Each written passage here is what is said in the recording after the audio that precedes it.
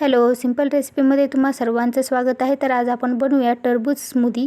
तर त्यासाठी आपण टरबूज क्यूबमध्ये कट करून घेतलेले आहेत। आपण त्यातल्या बिया काढलेल्या आहेत आणि साखर, मीठ आणि लिंबू लागणार आहे। तर एका मिक्सरच्या भांड्यामध्ये आपण हे कट केलेले टरबूज टाकून घेऊया।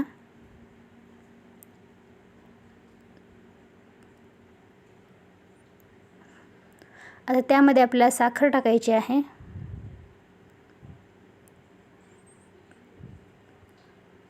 चवीला थोडंसं मीठ टाकायचं आहे। आता हे फिरवून घेऊ आपण मिक्सरला। आता त्यामध्ये आपल्याला आईस क्यूब टाकायचे आहेत आणि थोडासा लिंबाचा रस। परत एकदा आपण त्याला मिक्सरला फिरवून घेणार आहोत।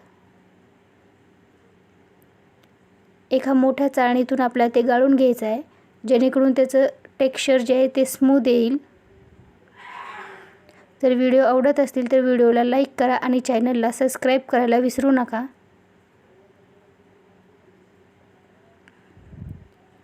अशा पद्धतीने आपले टरबूजचं ज्यूस तयार आहे।